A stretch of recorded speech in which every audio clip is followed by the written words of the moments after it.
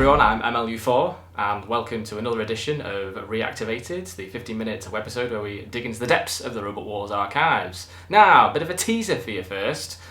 See if you can identify this robot. Yes, it's time for Bot Bit. Here you'll see part of a very famous robot, but can you identify who this robot is? The answer will be revealed at the end. Now it's time to turn our attention to a specific milestone that happened over the course of Robot Wars. This is the section where we have a look at a specific moment in time, something that wowed us, something that was talked about for months if not years after it happened. It started a trend. That's right, the birth of the Shremek. The late, great Rex Garod's creation of Cassius debuted in the Second Wars. Now, the specific moment that we're looking at was when it basically started the whole trend, the whole idea of a robot to basically self-right. And it didn't actually come in its heat. Yes, it won its heat in the Second Wars. It came at the semi-final stage in the pinball section on the trial run. Cassius wasn't really designed for this type of trial. However, as you can see from this clip here, it's about to do something that went down in Robot Wars history. And that was, of course, to self-right. Simple. It had its lifting arm, we know that. Very powerful lifting arm. You would probably say this was the first flipper, the first official flipping robot to come from the series.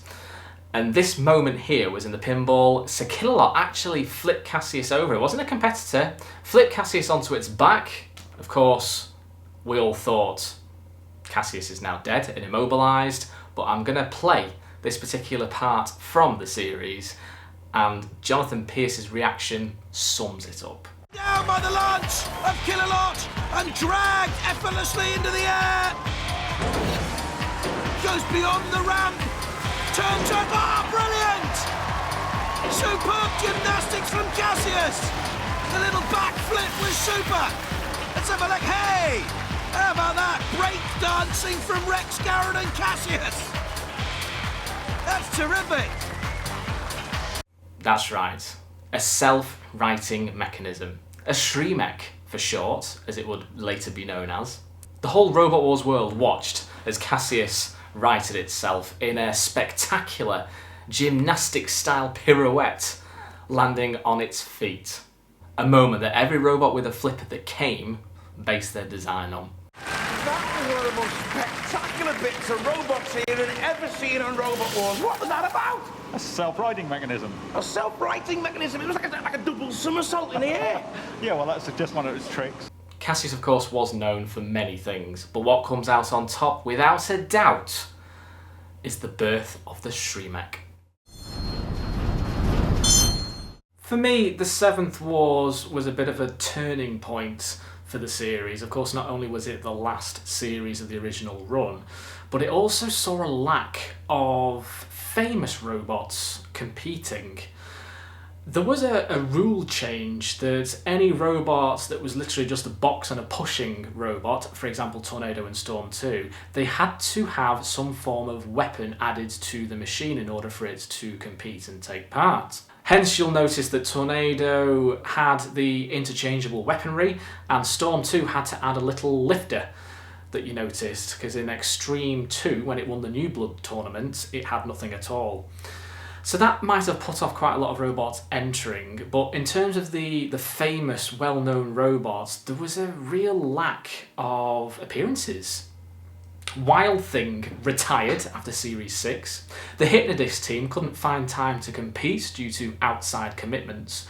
Razor, the team actually split after the 6th series conclusion due to the controversy over the Tornado battle in the European Championships. Chaos 2 just couldn't compete because it was just totally rendered useless from its last appearance in Extreme 2 in the All-Stars. Dominator 2 had to withdraw for technical reasons, and Stinger, the team just simply moved on to new things.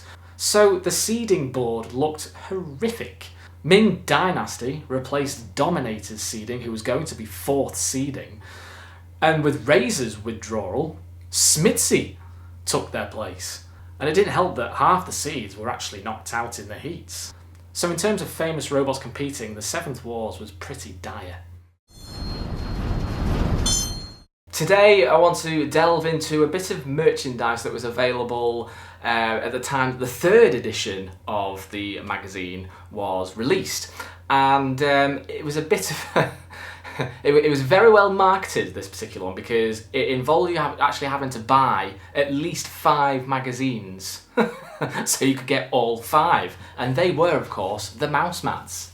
So there was Shunt, there was Sir Killalot, there was Sergeant Bash, there was Matilda, and of course there was Dead Metal. But of course only one of them were in a magazine, so you had to sort of build up and get all 5 of them. If you wanted all 5, of course.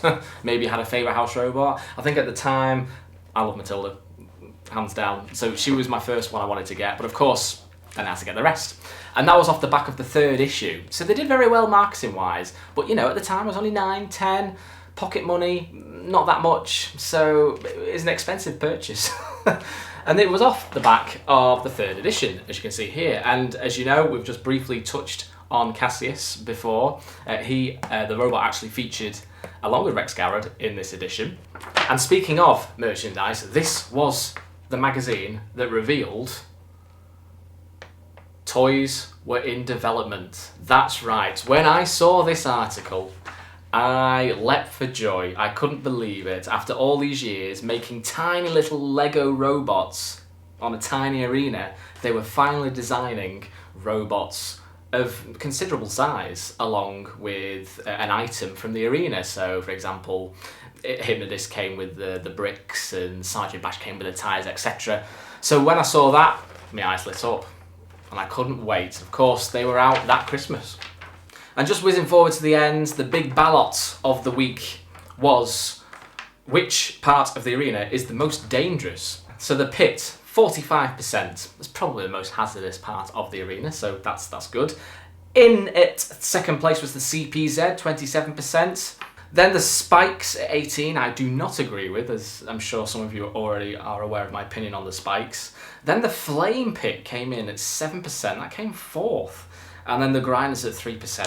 So that was the big ballot that week. But of course the focus really I wanted to talk to you about was the mouse mats. I do have all 5 here. I suppose you're asking, did you have 5 computers in your house at the time? Well, no, I didn't even have 1. So it was a case of asking my dad, you might want to use this mouse mat first. Maybe do a bit of a rotor after a couple of weeks of getting bored of Dead Metal. Go on to Matilda, etc, etc. So now your questions are answered. We're going to try and get through a couple at least today. First we have Darkside73. Thank you for your comment and your question. Which Robot Wars toy would you have liked to have seen if they had carried on with the series? Yeah, obviously we all know that the last toys that you could get were Tornado and Dan Tonkia, the actual pullback toys. If they'd carried on, I would have loved to have seen a Storm 2 toy. And also the new Exterminator in the Season 7 version of Exterminator. I suppose going back to the classic days, Gemini, they never released an actual cluster bot. If you remember that they did release the tiny Gemini toy for the mini arena that you could get at the time. Also Dominator 2. And of course, I know we've touched a lot on Cassius today, but I just absolutely admire that robot, the team behind it. I would have loved to see a Cassius toy as well. So thank you Darkside73 for your comment. Another comment from Jacob Rusi. Why did you never use cardboard models for the robots in our version? Why did you stick with Lego? Thank you for your comment, Jacob. The main reason really was that we just didn't feel that cardboard was strong enough. Obviously the Lego blocks were solid, you could build up on them and make them strong. For me, cardboard, yes, we did do a couple of robots that we had robots made of Lego and had cardboard built around. For example, we had a bit of card around Dietor in the original series of ours, but it was just a strength issue really. We just didn't think that in the arena and against the robots that we had at the time, the cardboard just wasn't a strong enough material.